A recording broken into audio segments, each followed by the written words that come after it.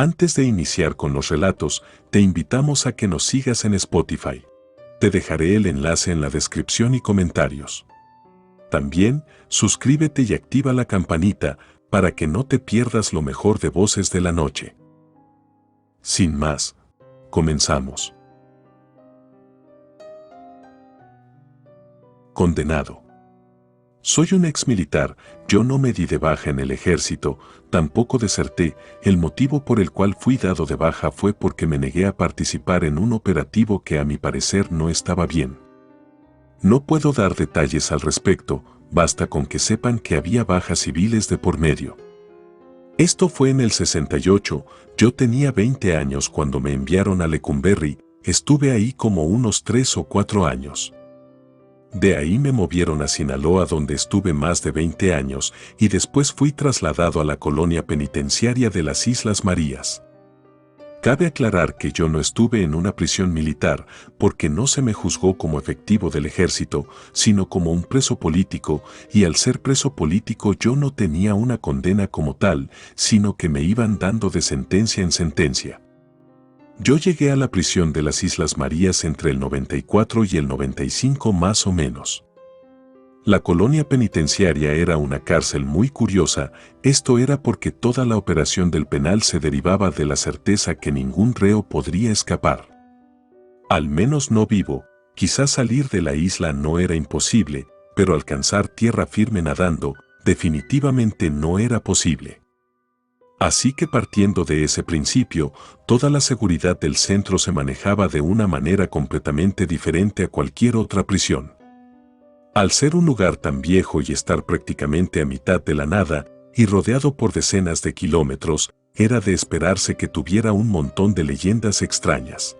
Y ciertamente se decían bastantes cosas, pero a mí solo me constan 3, son las únicas de las que yo puedo dar testimonio que se ocurrían y que no se trataban solo de habladurías de los reos y sus familias.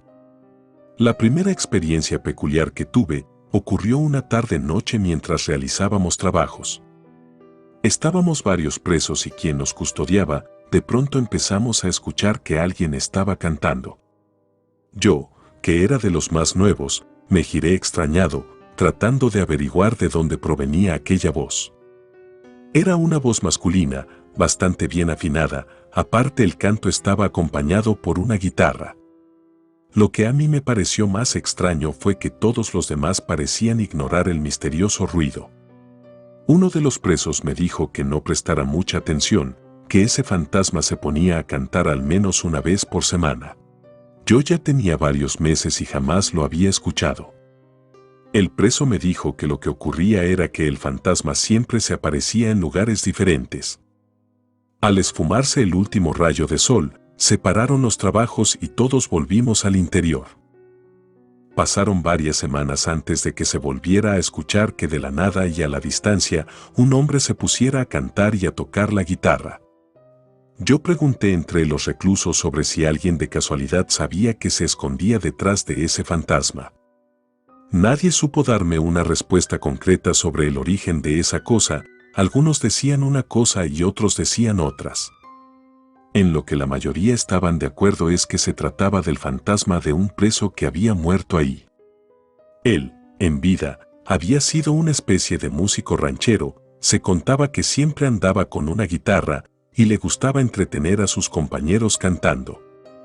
Al principio dije que las Islas Marías no eran un centro penitencial ordinario. Para empezar, no había muros rodeando las islas, a algunas familias se les permitía ser presos por voluntad propia, con tal de permanecer cerca de su pariente, pero hay otro detalle, quizá minúsculo, pero al momento que fui trasladado aquí llamó mucho mi atención. Es que pude ver un edificio religioso, templo o iglesia, como lo quieran llamar, y en el punto más alto del cerro, una cruz. No sabría explicarles por qué, pero aquello me hizo sentir diferente, no me sentía como cuando había estado en Lecumberri, sí, claramente seguía preso y me quedaban muchos años, pero no me sentía mal. Hago mención de todo esto, porque en una ocasión, mientras trabajaba, yo estaba moviendo algo de un lugar a otro y en el trayecto pasé por enfrente del edificio religioso. Otros presos estaban pintando las puertas y pues estaban abiertas. Al girarme para saludar a un amigo que estaba pintando, pude ver que en el interior había dos personas, ambas estaban de espaldas, y parecía como si estuvieran platicando o rezando. Así quedó. En otra ocasión, de noche, se escucharon pasos en uno de los pasillos. Esos pasos se fueron acercando hacia donde yo me encontraba, sonaban cada vez más cerca, hasta que pude ver un par de sombras que pasaron de largo y el sonido de los pasos se alejó con las sombras. Pues resulta que 1 o 2 años antes de que yo fuera trasladado a las Islas Marías, los restos de un cura habían sido enterrados en el panteón del lugar. Eso se había hecho así por petición del mismo sacerdote, porque, según me contaron, él mientras había estado preso se hizo de un amigo que murió asesinado por otros presos. Entonces el cura pidió ser enterrado junto a su amigo. Varios reclusos ya habían reportado ver a un cura y acompañado de otra persona, y también algunos habían presenciado esas sombras que hacían ruido al pasearse por el complejo. Y como eso empezó a ocurrir luego de que el cadáver del cura fuera puesto en el cementerio, pues se asumió que se trataba del fantasma de él y de su amigo. Esos dos no eran los únicos fantasmas, de vez en cuando se podían ver sombras que salían del agua al caer la noche.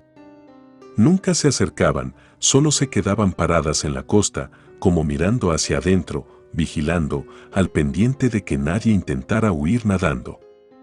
Creo que esas pobres almas en pena eran de aquellos que habían perdido la vida en el fondo del mar. Una vez escuché a un par de custodios hablar sobre reclusos que habían muerto de formas misteriosas cerca de la costa, inclusive mencionaron algo sobre que antes había ocurrido que habían encontrado cuerpos en las otras 2 islas que no estaban habitadas. Yo estaba haciendo el aseo cerca de donde estaban ellos, por eso pude escuchar, porque cuando quise preguntar a otros reos nadie sabía absolutamente nada del tema. Pasaron varios años. Las cosas paranormales se repetían con relativa frecuencia, no del diario, pero no había nada nuevo, hasta que un día se encontró en el cerro a una mujer ahorcada. Ella era prisionera en las islas. El reporte oficial fue que ella misma se había quitado la vida por un fuerte y repentino episodio depresivo, lo cual, a mí y a otros reos, nos pareció extraño, porque la noche que se supone que se mató, había acudido a una especie de, llamémosle convivio, por decir algo. Y se le vio muy alegre, así que, al menos a mí, no me hacía sentido que esa misma noche que había estado bailando, se quitara la vida. El punto es que tiempo después, varios reclusos e inclusive algunos custodios, empezaron a comentar que cerca de uno de los muelles se podía ver cómo andaba caminando el fantasma de esa muchacha. Ese camino por el que decían que se estaba apareciendo conectaba con el cerro, así que en realidad sí hace sentido que se aparezca ahí, pero lo que no cuadra es que se supone que murió ahorcada en el cerro, debería aparecerse en el cerro, no en el camino del muelle. Yo creo que la mataron ahí y luego la colgaron para hacer parecer que ella se había quitado la vida. Es más, hasta me atrevería a afirmar que fue un custodio el que la mató, porque había uno que nunca le quitaba la mirada de encima, y esa muchacha era muy brava, no se dejaba de nadie. En una ocasión tuve la oportunidad de presenciar aquel fantasmagórico suceso. Ya había caído la noche, yo me las había ingeniado para separarme del grupo de trabajo y así estar afuera. Estaba cerca del muelle cuando escuché los gritos de una mujer. De inmediato volteé a todos lados, creyendo que alguna mujer estaba siendo atacada, pero no había nadie. Entonces de la nada se hizo presente una figura femenina, apareció de la nada, ni siquiera me di cuenta. Simplemente en un parpadeo ya estaba ahí, era ella la que gritaba. Se trataba de la muchacha que habían encontrado ahorcada en el cerro. Verla me causó un fuerte escalofrío, así que me alejé inmediatamente. Y esos fueron todas las cosas paranormales que me tocó vivir en esa peculiar prisión. Yo recuperé mi libertad en el año 2013, ya con 65 años cumplidos. Me condenaron a 45 años sin libertad por desobedecer una orden inhumana. Perdí toda mi vida, no estuve en el funeral de mi madre ni tampoco en el de mi padre, no tengo mujer ni hijos, Vivo con uno de mis hermanos que gracias a Dios me recibió en su casa, de lo contrario yo estaría en situación de calle.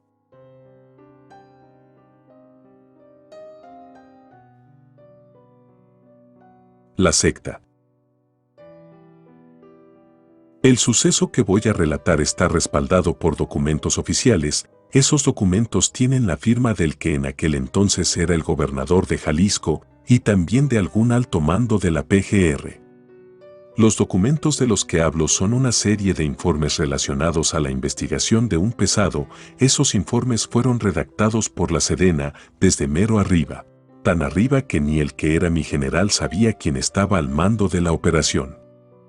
Nosotros simplemente brindábamos apoyo a los de fuerzas especiales, no porque ellos nos hayan pedido, sino porque se negaron a trabajar con la policía del Estado y pues nos asignaron a nosotros como su apoyo. El objetivo no era capturar al capo, sino simplemente dar con una presunta casa de seguridad donde tentativamente se estaban llevando a cabo cosas muy turbias. Según los soplones, en esa casa ocurrían rituales satánicos. El jefe de la presunta secta no era el pesado, pero sí trabajaban juntos. Levantaban civiles y los llevaban a la casa, que por cierto estaba en un rancho, y ahí los sacrificaban. Lo cierto es que a nosotros nunca nos dijeron nada, pero yo escuchaba cosas de las que decían los de fuerzas especiales, y ahí de cosa en cosa pude armar el rompecabezas de lo que estaba pasando. Y según tengo entendido, el motivo por el cual intervinieron las fuerzas especiales fue que el cartel cometió el error de levantar a la hija de un empresario poderoso de Guadalajara. Ese empresario tenía muchos amigos de la Ciudad de México y fue por eso que la capital envió al armamento pesado a Jalisco a reventar todo el asunto. En un lapso de 9 meses hicimos como 50 interrogatorios a pura gente de bajo rango en la organización criminal, ya sabes, el chofer, el que limpia el patio, gente que si bien no tienen ni la más mínima idea de qué está pasando, han visto y escuchado cosas muy útiles. El motivo por el cual no fuimos directos sobre los que sí pudieron habernos dado la ubicación de la casa fue porque los de fuerzas especiales no querían que supieran por dónde les iba a llegar la patada a la presunta secta. Les sorprendería mucho saber los métodos de disuasión que aplican las boinas verdes para hacer hablar a la gente. No dejan marcas, no hay sangre, es un trabajo rápido y limpio que da resultados.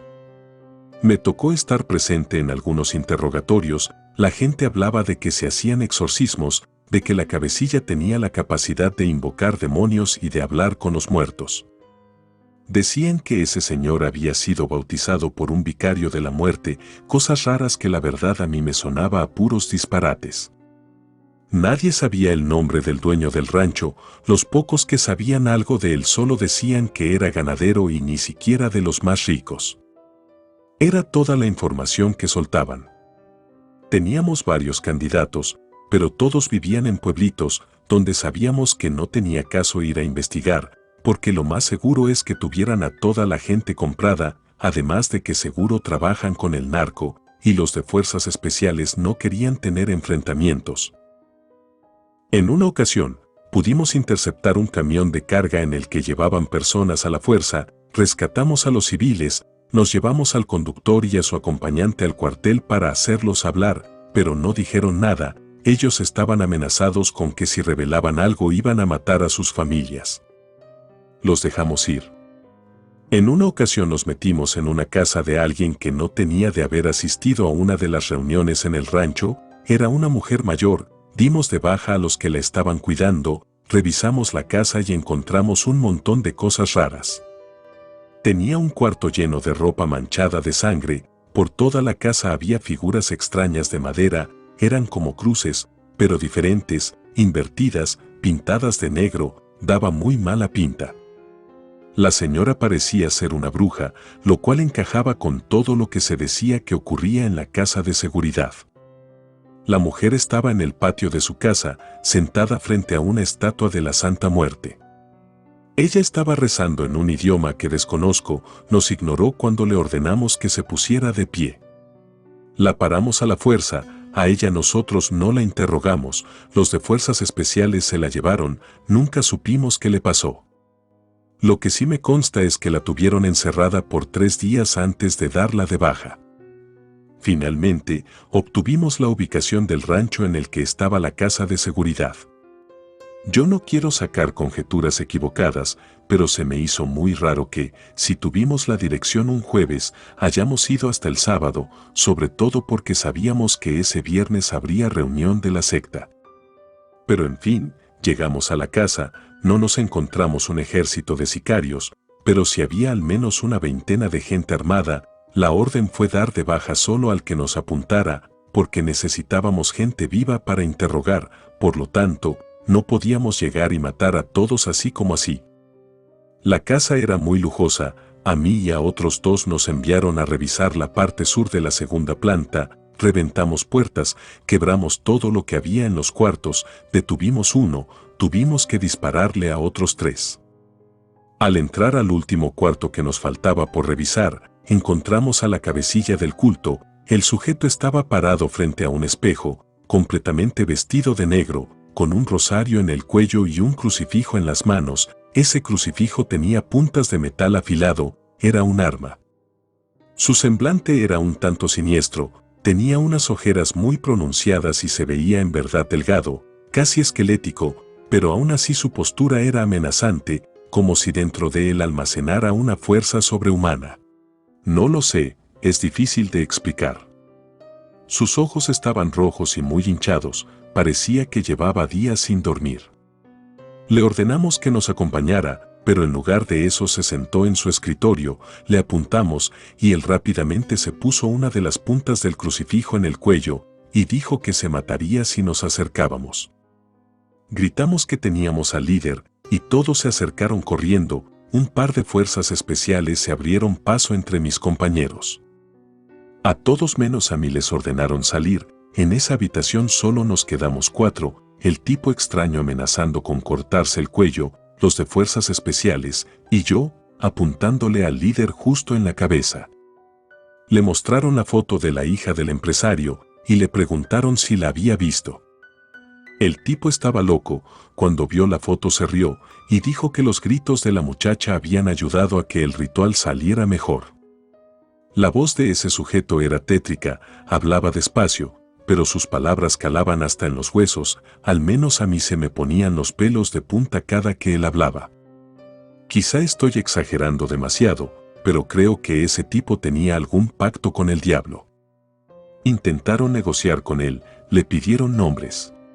No dijo nada, luego intentaron amedrentarlo diciéndole que lo iban a juzgar por 70 homicidios, privación de la libertad y asociación delictiva.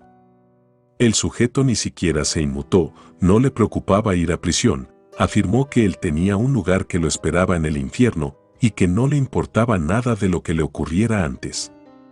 Entonces alguien tocó la puerta, habían capturado al hijo del cabecilla, estaba dispuesto a decir todo, era lo único que necesitábamos. Me ordenaron disparar. Un terrible olor a podrido llenó el cuarto a los pocos segundos de la muerte del tipo. Seguimos revisando el lugar, ya con calma, mientras el hijo del líder del culto, que era un muchacho bastante joven, llevó a los de fuerzas especiales al lugar donde tenían todos los cuerpos.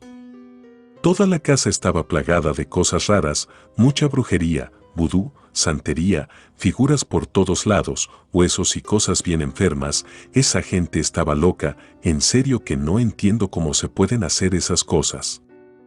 Cargamos a los prisioneros y ya nos fuimos todos. Ahí terminó el caso, desconozco qué pasó después, no sé si atraparon a alguien. Lo último que supe fueron algunos detalles del interrogatorio que se le hizo al muchacho. No lo hicieron los de fuerzas especiales, fue la PGR. Resulta que antes de que se llevara a cabo la operación, la secta ya llevaba varios meses de funcionamiento. Otro dato importante fue que la bruja había como bautizado al padre del muchacho y que por eso él tenía tanto poder. También dijo que él no era parte de la secta, que su padre lo quiso iniciar para que en cierto momento fuera su sucesor, pero él se negó. Según sus propias palabras, al negarse, su padre lo abofeteó con mucha fuerza, le aflojó un diente y lo hizo sangrar, pero al menos no volvió a insistir. El muchacho también había planeado algunas formas de escapar, pero nunca hubo un intento real, por miedo a su padre. Como dije al principio, los documentos existen, deben estar llenos de polvo, dentro de una caja, en alguna de las cientos de bodegas que tiene el gobierno y que las utiliza para esconder información. Si nada de esto fue noticia, supongo yo, fue porque alguna persona conocida estaba metida en todo el asunto.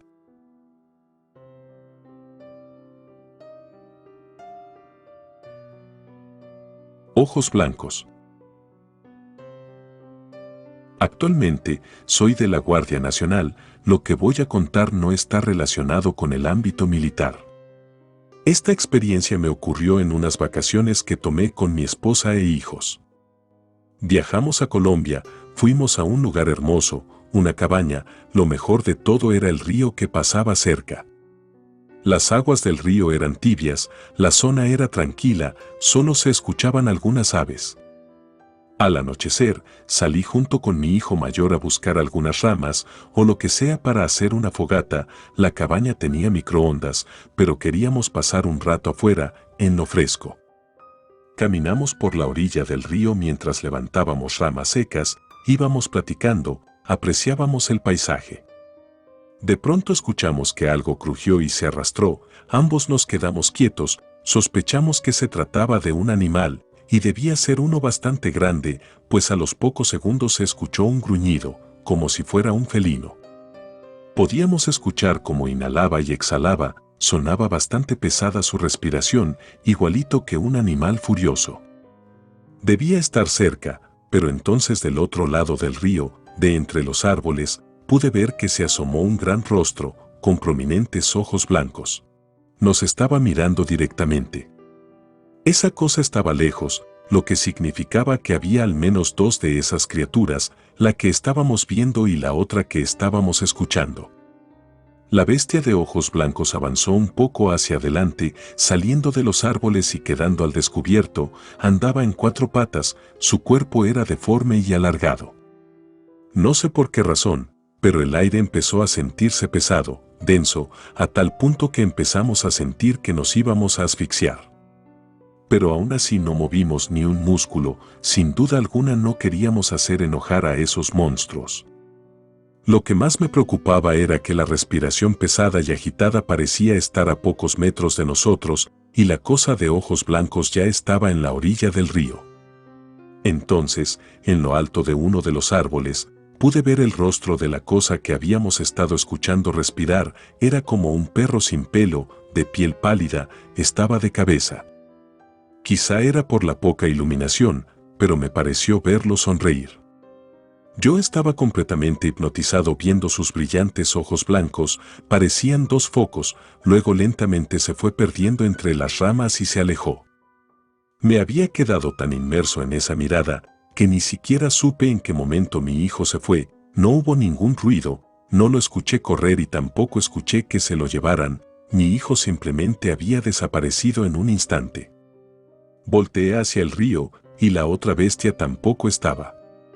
Lo llamé por su nombre en repetidas ocasiones, grité, pero no hubo respuesta alguna.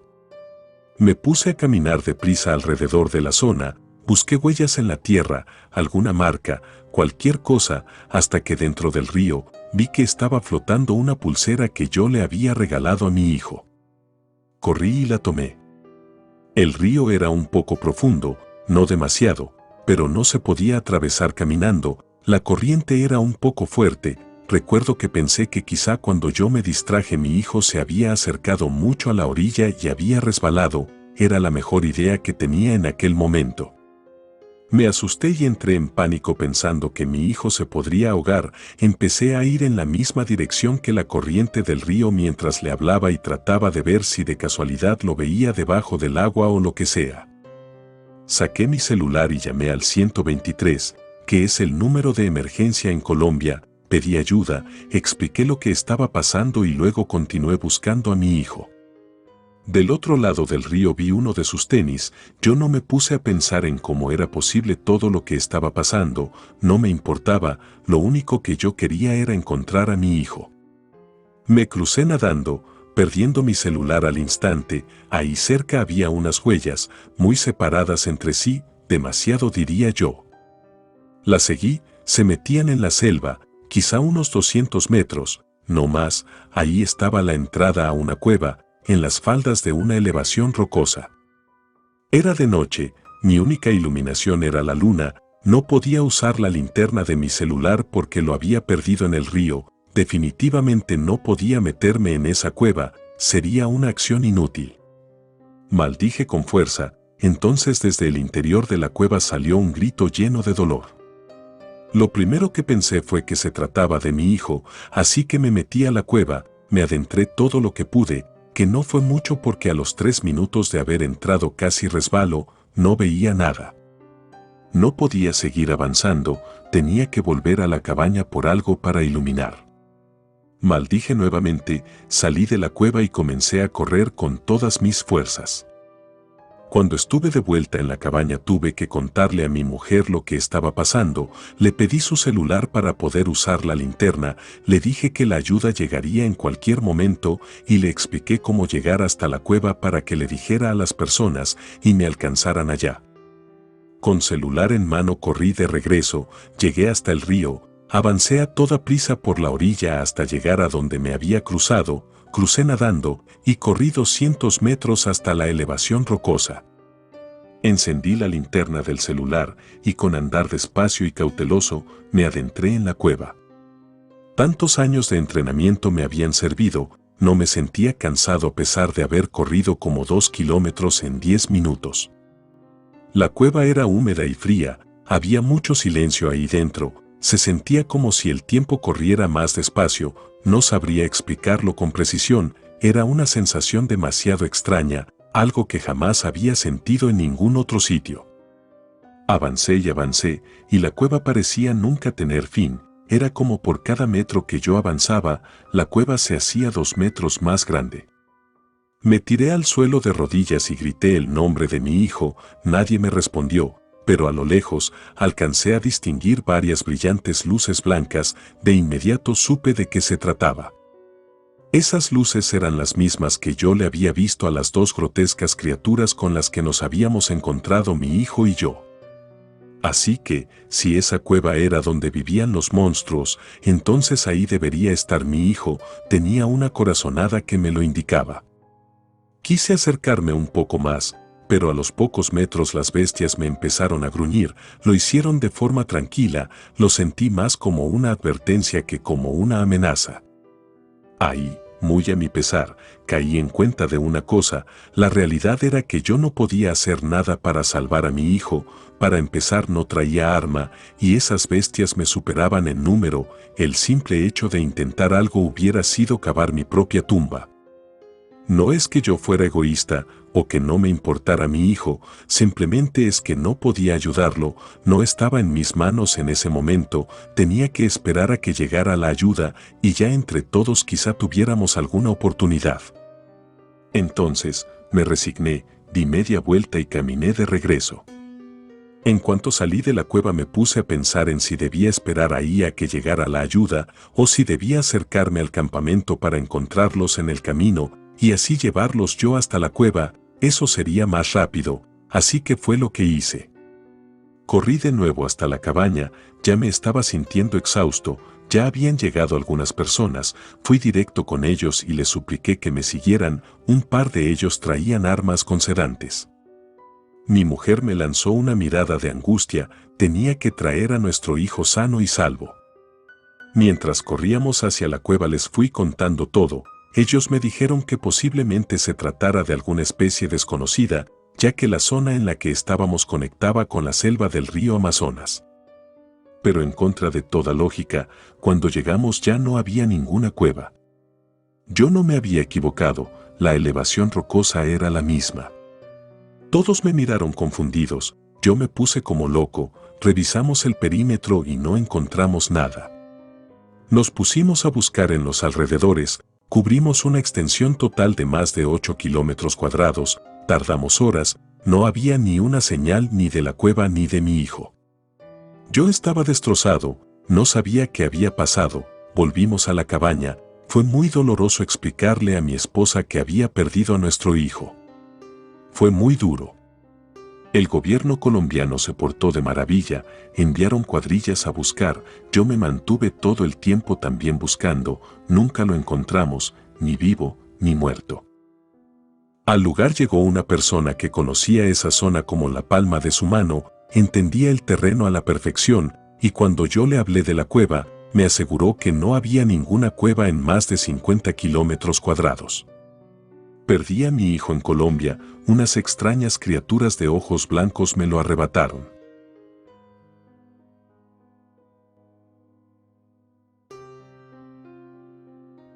Un oscuro viaje. Siempre me he mostrado escéptico con las historias de apariciones de fantasmas en las carreteras y en general con las cosas paranormales. Trabajar en ámbito militar te vuelve muy frívolo, uno deja de pensar en esas cosas, te metes en la cabeza la idea de que los peligrosos son los vivos, no los muertos, un fantasma que ande vagando por ahí, no te puede disparar a la cabeza. Eso es lo que yo siempre les decía a mis compañeros cuando se ponían a hablar de ese tipo de cosas. Pero una noche, mientras nos trasladábamos de ciudad, a mitad de la nada, en la carretera, pasó algo que no me he podido quitar de la cabeza en todos estos años. En esencia era una noche como cualquier otra, simple carretera y oscuridad, pero había algo en ella que me mantenía inquieto mientras sostenía mi arma. Quizá fue el hecho de que no había visto prácticamente a ningún otro vehículo en un buen rato, además tenía la constante sensación que la noche era más oscura. Me sentía nervioso, inquieto, y creo que otros más también, nada más que trataban de disimularle, yo no, a mí se me notaba la incomodidad, lo sé porque uno me preguntó si me encontraba bien. Recuerdo que íbamos por la carretera 95D, que conecta a México con Cuernavaca. Cuando estábamos a la altura del monumento de Morelos, alcancé a ver a una mujer vestida de rojo a la orilla del camino. Todos los vehículos redujeron la velocidad cuando pasaron junto a ella, le preguntaron si necesitaba que la llevaran, eran como las 2 de la mañana y andar ahí sola era en verdad peligroso. Esa mujer tenía la piel más blanca que jamás había visto en mi vida, parecía como si le hubiera dado hipotermia. Se negó a subirse, pero al menos detuvo su andar, no volteó a vernos, de hecho, hasta ese punto no había visto su rostro ni una sola vez. Después la mujer empezó a murmurar alguna cosa, lo hacía con voz muy baja y no alcanzaba a oír nada. Se le insistió una vez más que se subiera a alguno de los vehículos, pero se negó, así que proseguimos nuestro camino y la dejamos atrás, caminando sola por la carretera a mitad de la madrugada. Antes de perderla de vista, volteé a verla, esa mujer nos estaba mirando muy feo. Continuamos avanzando como por unos 3 kilómetros, yo creo, cuando vimos de nuevo a la misma mujer, haciendo exactamente lo mismo, es decir, caminaba por la orilla de la carretera. Los conductores detuvieron los vehículos, aquello no era posible, debía tratarse de una confusión. Le echaron la linterna y sí, era la misma mujer que habíamos dejado atrás hace un rato. Los vehículos pasaron rápido al lado de ella, no me animé a ver a la mujer, la verdad sí tenía miedo. La sensación que tenía en esa carretera era de una soledad exageradamente grande, con una negrura demasiado oscura y una sensación de desconfianza total. Avanzamos algunos kilómetros, hasta que de la nada todos los vehículos comenzaron a fallar, el motor empezó a hacer ruido, como cuando metes un auto al agua. Bajamos todos, luego de orillarnos, aseguramos el perímetro en unos 30 segundos. Era la primera vez, al menos para mí, que fallaban los vehículos, lo raro es que fueron los 3, y de lo mismo. A alguien se le ocurrió decir que eso era demasiada casualidad, que a lo mejor alguien nos había puesto una trampa y que iban a llegar a emboscarnos. Considerar esa posibilidad nos puso muy nerviosos. Se ordenó la revisión y reparación de los vehículos, lo bueno es que algunos de los que iban sabían del tema. En la distancia se asomaron unas luces, se trataba de un vehículo, le hicimos indicaciones para que bajara la velocidad, pero el conductor no hacía caso. Se estaba acercando a exceso de velocidad, nosotros estábamos a unos 400 metros de una curva. Si ese vehículo no disminuía la velocidad, lo más probable es que terminara sufriendo un accidente. Alguien dio un tiro al aire como un último intento de advertir al automóvil, pero no funcionó. Pasó al lado de nosotros a toda velocidad y justo antes de llegar a la curva, el auto se desapareció. Todos volteamos a vernos confundidos, un par fuimos a verificar la curva, no se veía vehículo alguno por ninguna parte. Volvimos con el resto. No recuerdo quién, pero alguien hizo un comentario bastante atinado. En ningún momento escuchamos que ese vehículo hiciera ruido alguno. El Tostó dijo que seguro era un fantasma, y conoce bien el área. Nos dijo que en esa carretera moría muchísima gente cada año y que entre los capitalinos era normal escuchar historias sobre fantasmas en esa carretera. Nos dijo que de hecho la mujer que nos habíamos topado antes seguro que era un fantasma también, que posiblemente se trataba de la novia. Se supone que esa mujer había sido asesinada por su pareja mientras discutían al viajar por la carretera. El tipo se volvió loco y la apuñaló. Eso sonaba bastante feo. Luego el Tostó se puso muy serio y dijo que no era bueno estar varados ahí en la carretera, que cosas malas podían pasarnos. El capitán le dijo que entonces se pusiera a ayudar a reparar los vehículos para poder largarnos de ahí. Que dejara de poner más tenso el ambiente. Yo saqué mi cajetilla y me puse a fumar. Había empezado a enfriar el clima. Cuando me estaba terminando el segundo cigarro, me quedé observando hacia el otro lado de la carretera y creí haber visto que algo se estaba moviendo, algo pequeño, menos de 1,5 metros. De inmediato tomé la linterna y eché la luz hacia el lugar. Aparte de las rocas, solo había 2 cruces de madera. Me preguntaron qué estaba iluminando y ya les dije. El Tostó escuchó, y sin dejar de trabajar en la reparación de los vehículos, dijo en voz alta que esas cruces eran de 2 niños que habían muerto en un choque varios años atrás. No tuvimos tiempo de seguir platicando del asunto, ya que en el momento otro par de luces se asomaron por el horizonte. Siendo sincero, ya teníamos nervios de hacerle la parada y que terminara siendo otro autofantasma. Pero de todos modos le ordenamos detenerse. Lo hizo. Era un señor con esposa y una hija. Les hicimos creer que estábamos haciendo un retén, no les íbamos a decir que estábamos varados ahí. El señor, que era el que venía manejando, aceptó amablemente la revisión, mostró sus documentos, todo estaba en orden.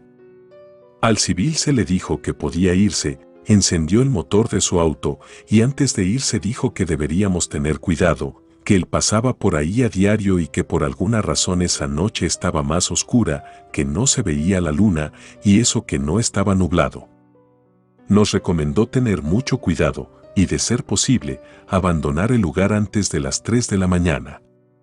A los pocos minutos empezaron a caer unas pocas gotas de agua y también se formó algo de neblina. Se me figuró oír a un animal, de hecho, varios lo escucharon, pero nadie vio nada. Quizás solo era el viento que estaba soplando de una forma peculiar, quién sabe. Finalmente, los vehículos volvieron a funcionar, todos volvimos a subir y empezamos a avanzar. Cruzamos la curva que estaba a 400 metros, y luego de avanzar un par de kilómetros los vehículos como que quisieron volver a fallar, pero lo bueno fue que no se apagaron, simplemente los faros empezaron a parpadear. Hubo que ir más despacio para evitar un accidente. Como comenté, estaba chispeando y había un poco de niebla.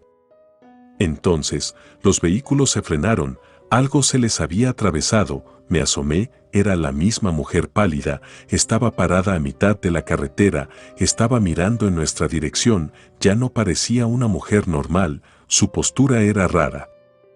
Caminaba hacia nosotros de una forma muy escabrosa, como si sus piernas no quisieran moverse. Se me erizó la piel.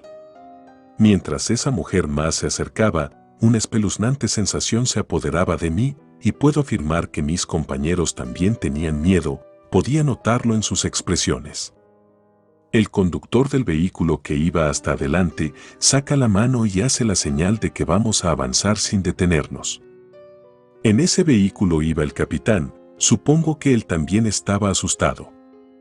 Los vehículos arrancaron a todo lo que da y pasaron por encima de la mujer. No se escuchó ningún golpe, solo un grito estruendoso. Mientras nos alejábamos, pudimos seguir viendo a la mujer parada a mitad de la carretera.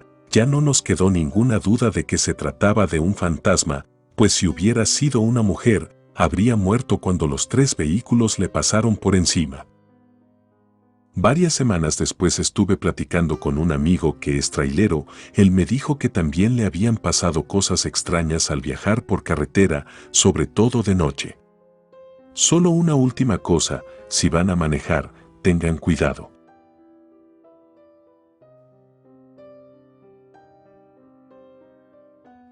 El árbol. No puedo decir cuándo ocurrió lo que voy a contar, tampoco dónde ocurrió, no puedo revelar ni un solo detalle de mi identidad, ni nada. Fui militar, cabo, como muchos otros, nunca hice nada especialmente importante ni heroico, yo simplemente hacía lo que se me ordenaba sin preguntar. Igual que todos. Yo estaba asignado como parte del equipo de seguridad de un narcotraficante de cierto cartel que en ese entonces tenía muy buenos arreglos con el gobierno. No solo yo, éramos como 40.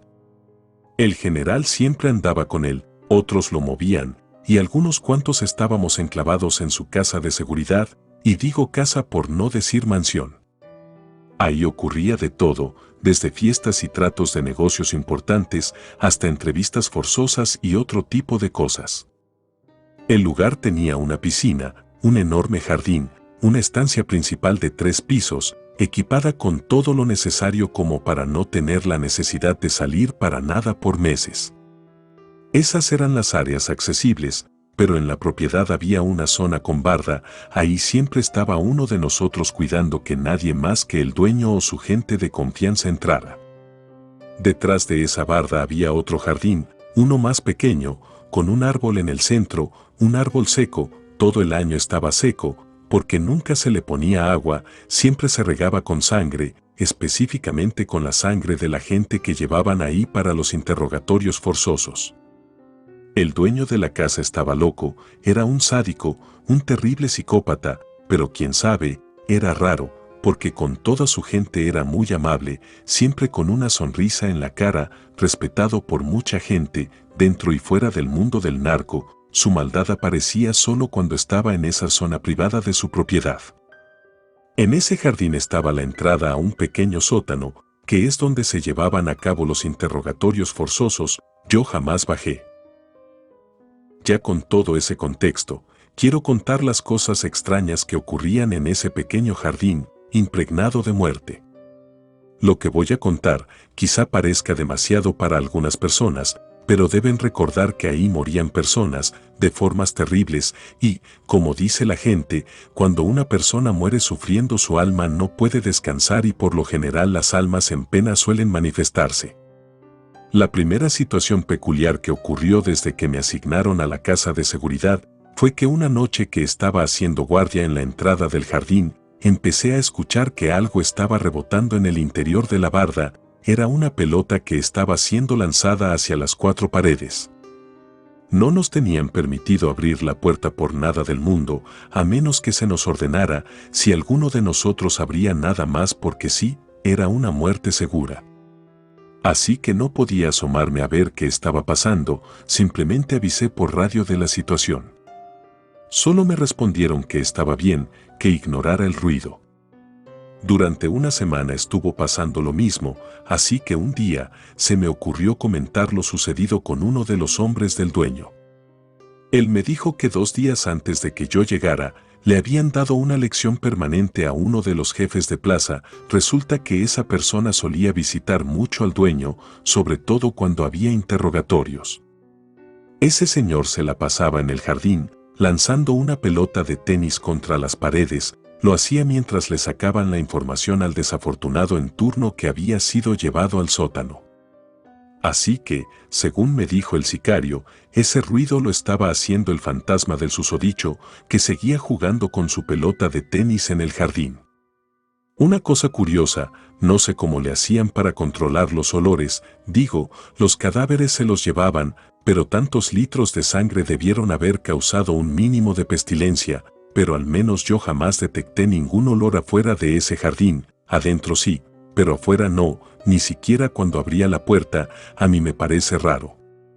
Haciendo memoria, tampoco había moscas. Nunca me puse a pensar demasiado en esas cosas, a mí me decían quédate ahí, y es lo que yo hacía. En cuanto al árbol, sí llegué a verlo en varias ocasiones, lo que pasa es que, cuando interrogaban a alguien de quien se sospechaba que podrían intentar rescatarlo, nos asignaban a 2 o 3 dentro del jardín, para que en caso de que alguien lograra matar a todos los de afuera y llegar hasta ahí, recibirlo con una lluvia de balas. Ese árbol se veía viejo, su color era muy opaco, no llegaba a negro, pero sí era muy cenizo, no le crecía ni una hoja en ningún momento del año. Su tronco yo calculo que medía 1 metro de diámetro, y de alto se me hace que unos 10 metros, más o menos. Se podía ver desde el estacionamiento. Había otro detalle alucinante, el árbol estaba encadenado, no amarrado con mecate, encadenado con grilletes de acero y grandes candados que sujetaban el árbol a 4 gruesos postes de concreto que estaban como a 1 metro del tronco. Nunca me atreví a preguntar para qué eran las cadenas, pero claramente el motivo de que las tuvieran no era nada bueno.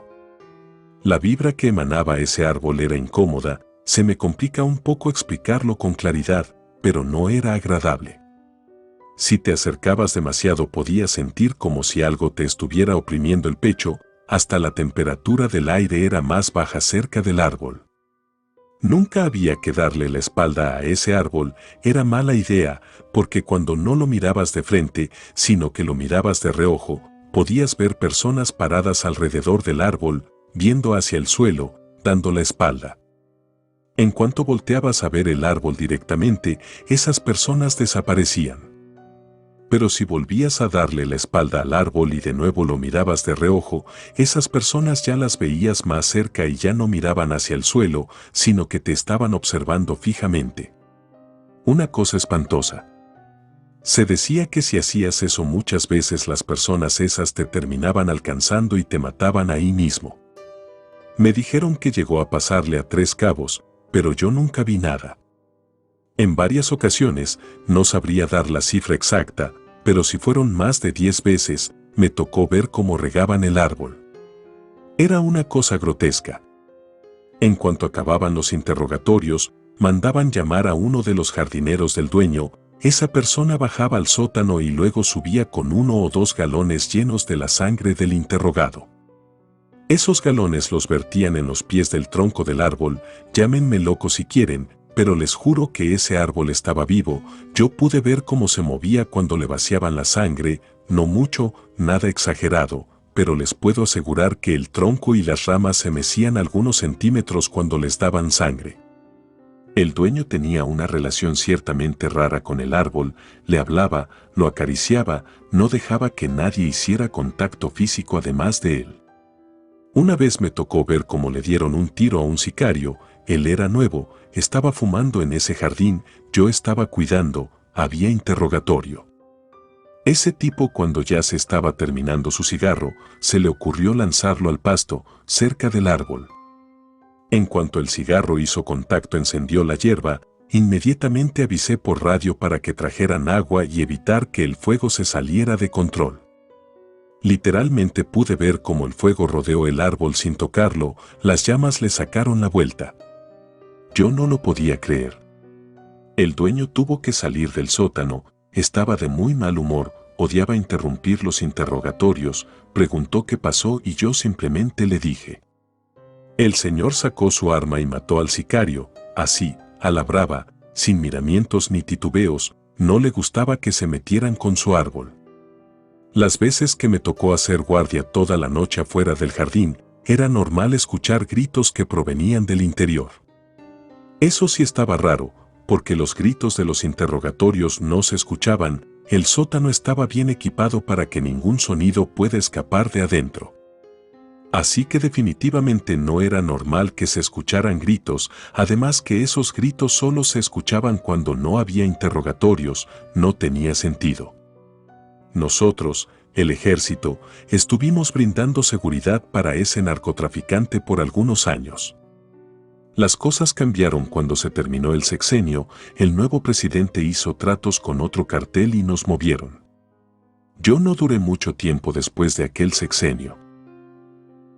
Las cosas actualmente ya no funcionan como antes, por supuesto que el gobierno sigue teniendo acuerdos con el narcotráfico, eso nunca va a cambiar, pero a lo que yo me refiero a que las cosas ya no son como antes, es que ya no existe ese descaro de ordenar que sea el ejército el que cuide a los narcotraficantes del cartel contrario, o de instituciones internacionales como la DEA o la CIA.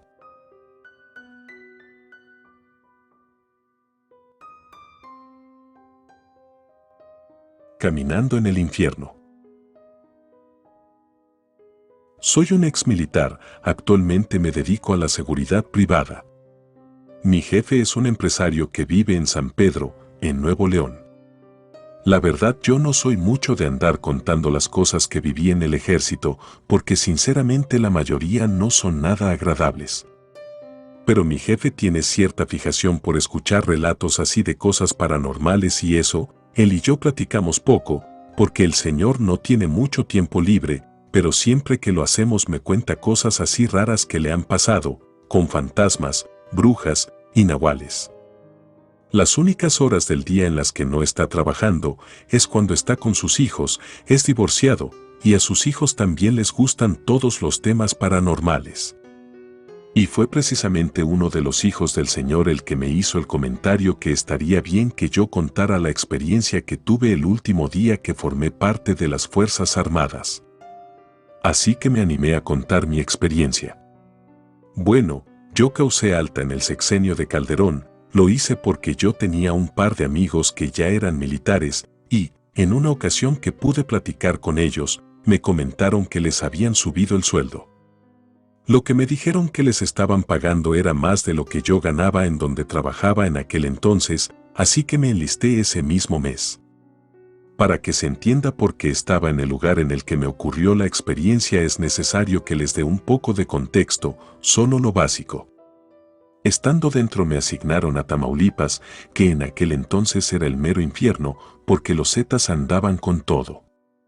Ese cartel se quería apoderar de todo el país, así que la guerra estaba durísima en todas partes, se tenía el rumor de que esa gente había sido parte de las fuerzas especiales y que era por eso que era difícil combatirlos.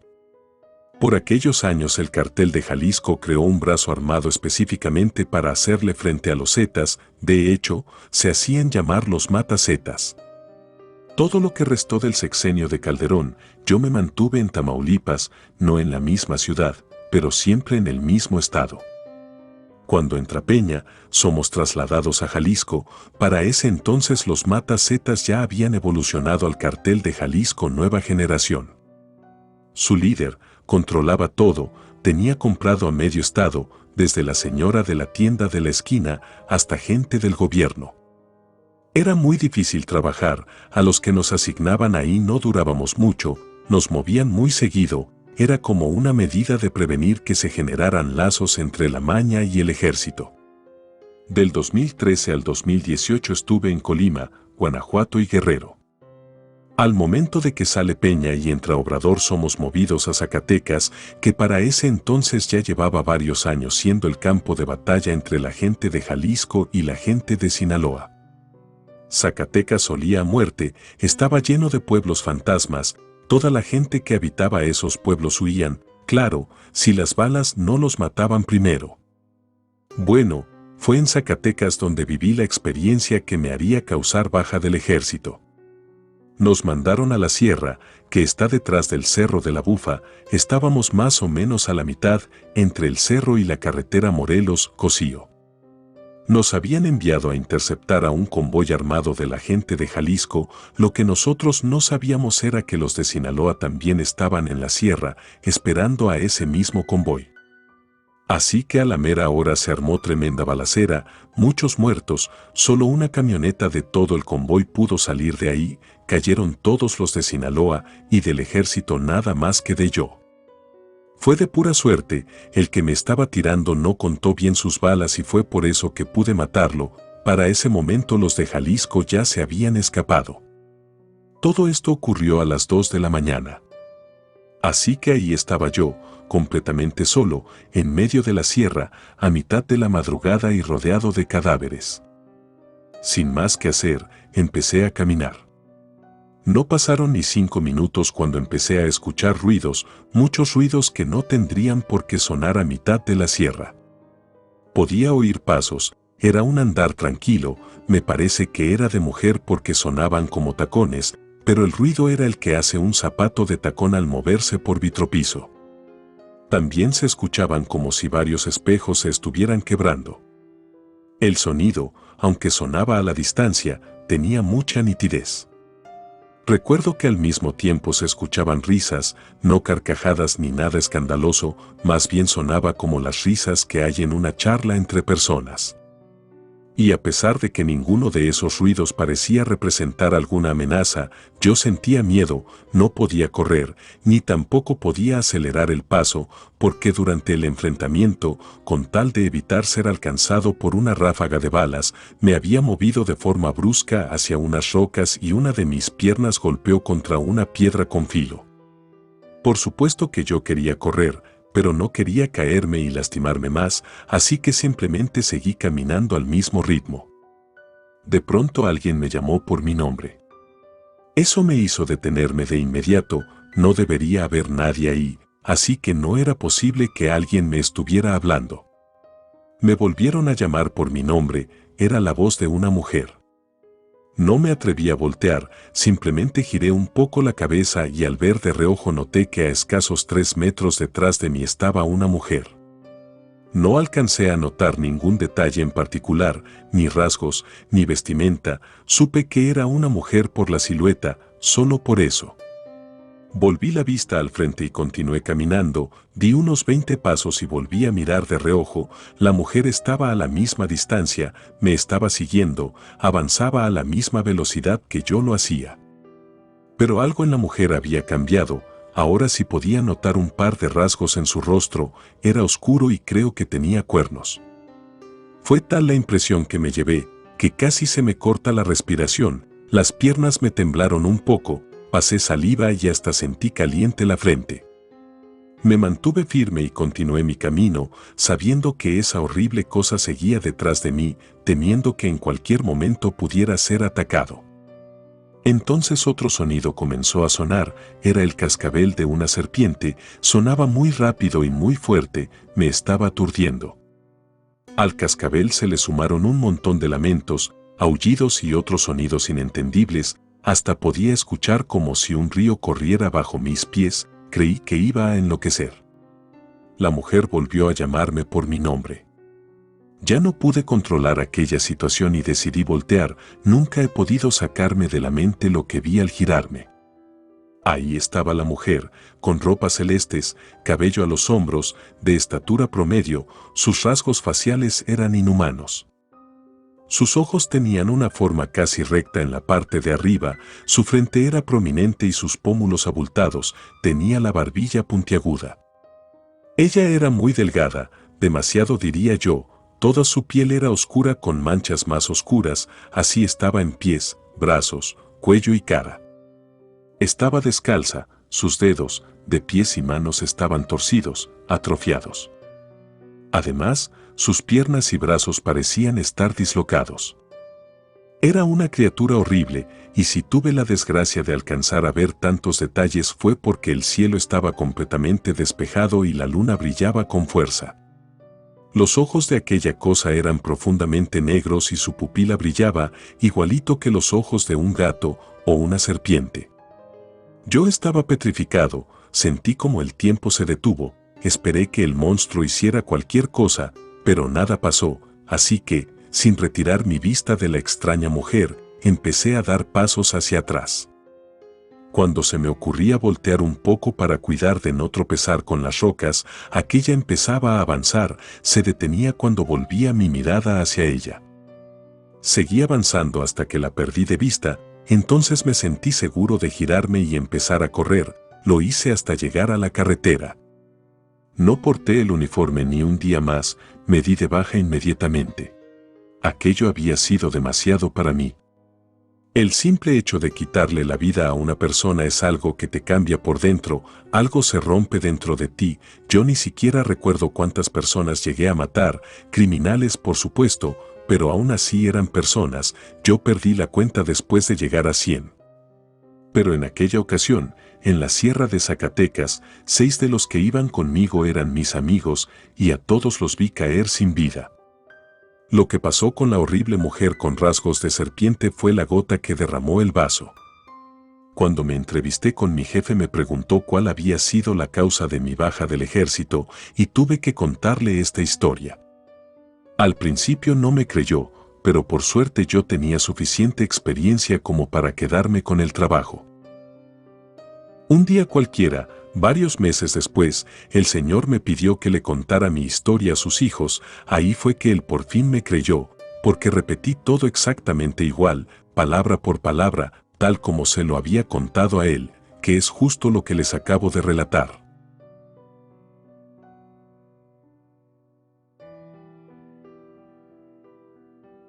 La casa deshabitada. Soy militar desde hace 7 años.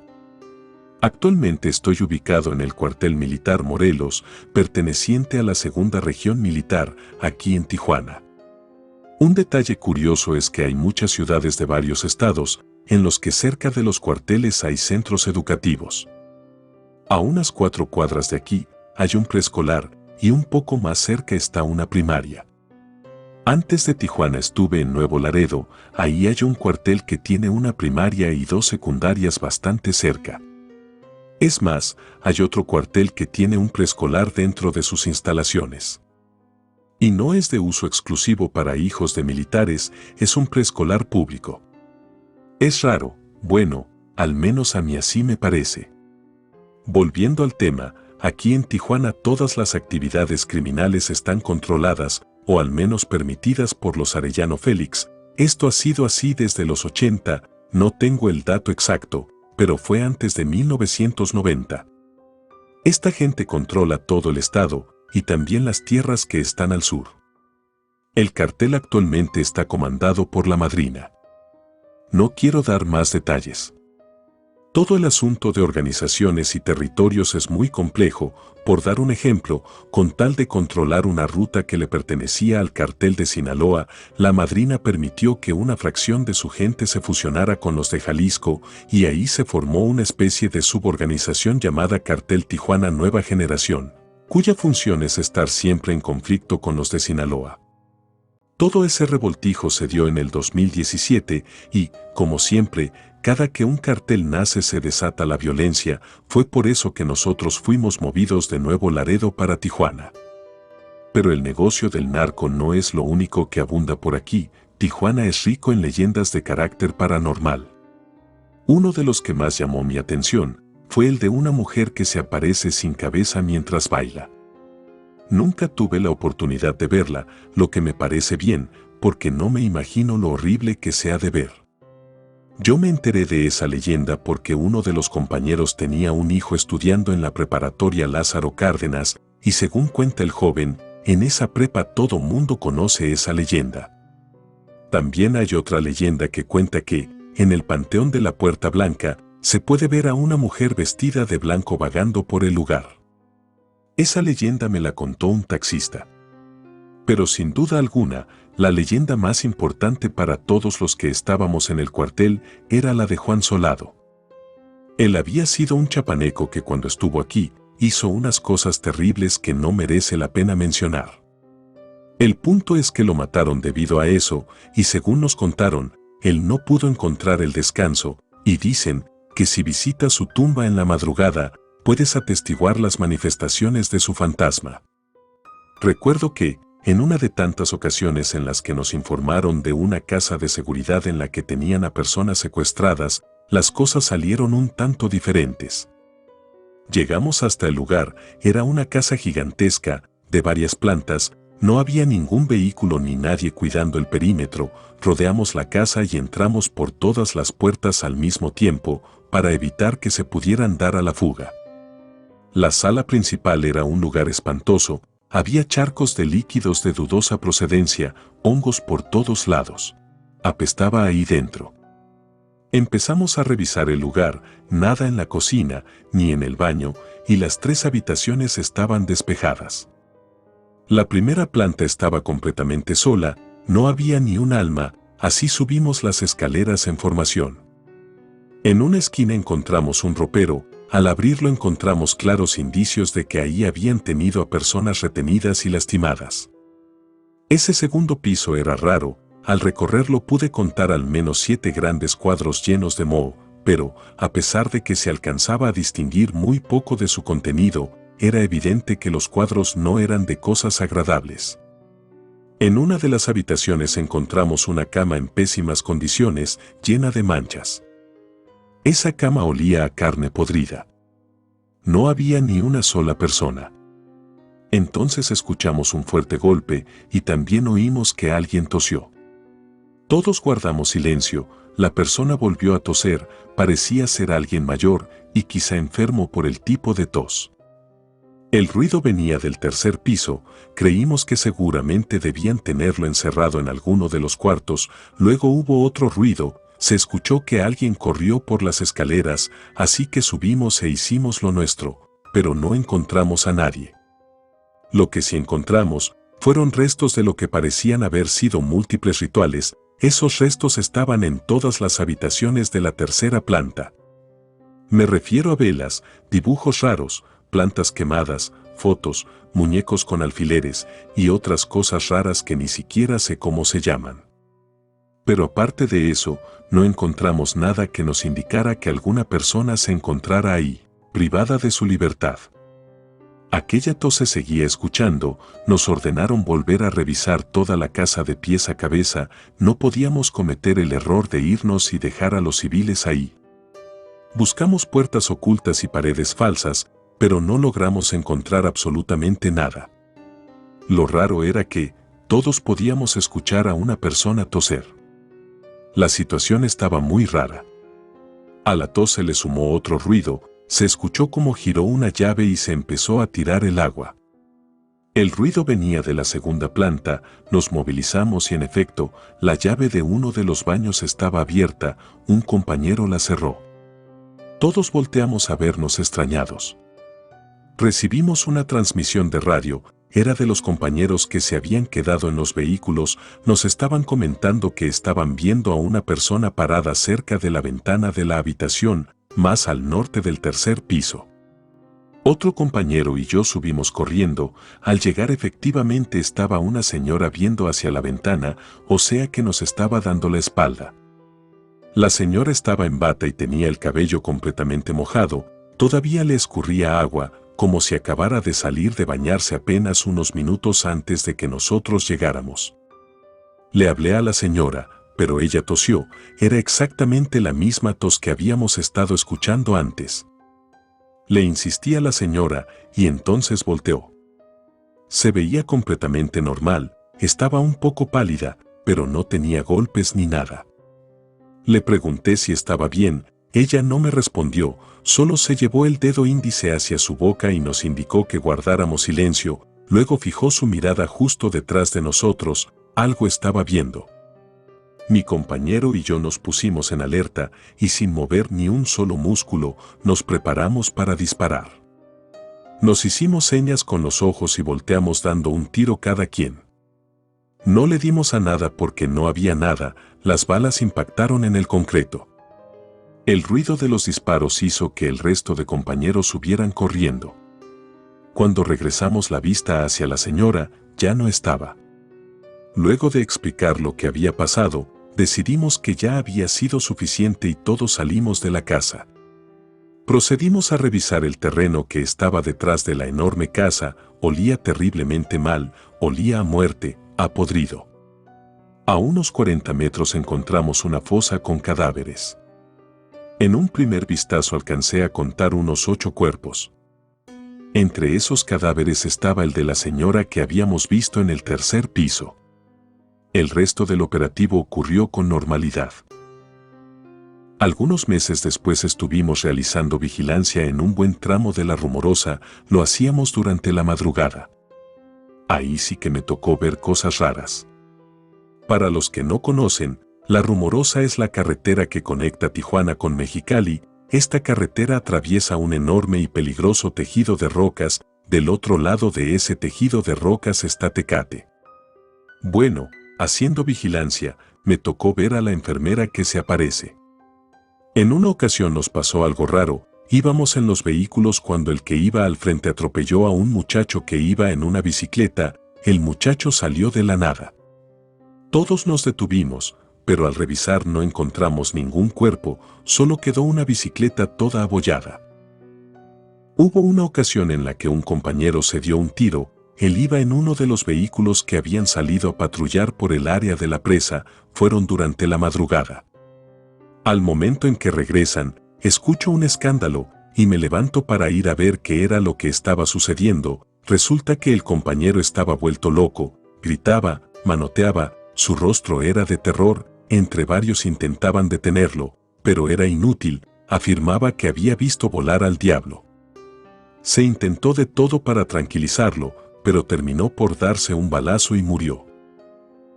Todos nos preguntábamos qué era lo que había pasado, algunos de los que venían en el mismo vehículo que él y en los otros vehículos dijeron que cuando se estaban alejando de la presa, pudieron escuchar un ruido muy extraño, no era humano, pero tampoco parecía animal. Otros dijeron que pudieron ver como una gran sombra con alas atravesó el cielo. Un par más decían haber escuchado un fuerte aleteo. Según dicen que lo que vio no fue al diablo, sino que en realidad vio a una gárgola.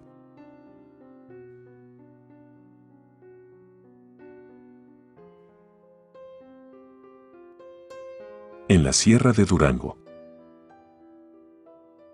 Ser militar, sin importar la rama, no es un trabajo sencillo. Para empezar, pasas mucho tiempo fuera de casa, descuidas a la familia, eso es lo más difícil. En los últimos 8 años me he perdido más de un aniversario, no pude acompañar a mi esposa en el nacimiento de mi segundo hijo, no estuve en la graduación de mi hijo mayor. Son cosas que te hacen pensar en dejar todo y dedicarte a cualquier cosa. Pero el motivo por el cual no lo he hecho es porque soy bueno en esto, no sé hacer otra cosa, no puedo hacer nada más. Me presento, me llamo Fernando Torres, actualmente me encuentro en la 10ª zona militar, que se encuentra en Durango. Nosotros fuimos trasladados aquí luego de la segunda fuga de Guzmán, que según sabemos, toda esa operación fue armada por el Mayo.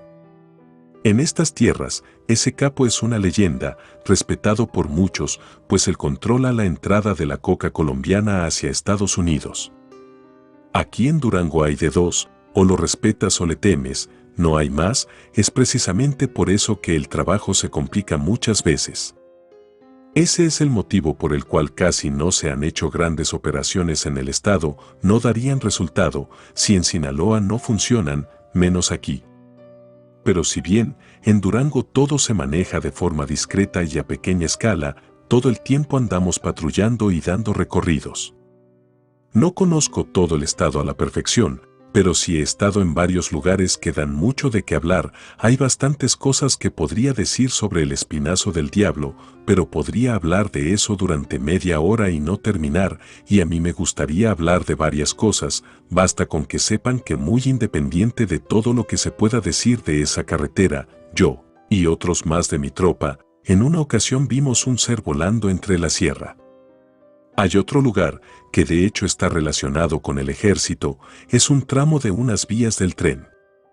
Según cuenta la leyenda, hace como 100 años un tren militar que pasaba por ahí fue descarrilado y a causa de eso murieron todos los soldados que iban a bordo. La verdad no tengo idea si eso sea cierto, lo que sí me consta es que en 2 ocasiones que pasamos por ahí, durante la noche pudimos escuchar lamentos y gritos de gente suplicando ayuda, creo que está de más decir que no había ni una sola persona en el área. También está el Puente del Diablo. La leyenda de ese puente es que hubo una apuesta, o un trato, una cosa así, entre un obrero y el rey del infierno. No conozco los detalles de la apuesta, pero se supone que la persona intenta hacerle trampa al diablo, encuentra la forma de no ceder su alma engañando a Lucifer, pero, para desgracia de ese tipo, no tuvo la misma suerte cuando se trató de librar a la muerte. Murió asesinado cerca del puente. Otra historia habla sobre una monja que se aparece en la catedral. Dicen que ataca si la molestas. He visto fotos y videos de esa monja, en verdad son impresionantes, te deja pensando. Nunca he estado en la catedral, pero tengo conocidos que dicen que ahí dentro se siente una vibra rara. Pero la cosa más aterradora que he experimentado me ocurrió en la sierra. Nos enviaron ahí, permaneceríamos por algunos días, estábamos buscando algo, no puedo dar más detalles, espero lo entiendan. Ya estando en posición instalamos todo, frecuencias, armas y hasta sensores de movimiento, no queríamos recibir ninguna sorpresa. Fue en la primera noche cuando los sensores de movimiento se activaron, yo ya estaba dormido, nos levantamos todos rápido y salimos con arma en mano, listos para repeler el ataque, pero lo que nos estaba esperando afuera no era gente armada, sino un animal. Un gran caballo negro, flaco, pero bastante alto. Lo más raro de todo es que tenía barba, como si fuera un chivo. Ese animal estaba caminando en la orilla de nuestro perímetro. Parecía inofensivo, pero algo no andaba bien con ese animal, no tenía nada que estar haciendo a mitad de la sierra, solo, ni siquiera habría podido llegar, era turbio.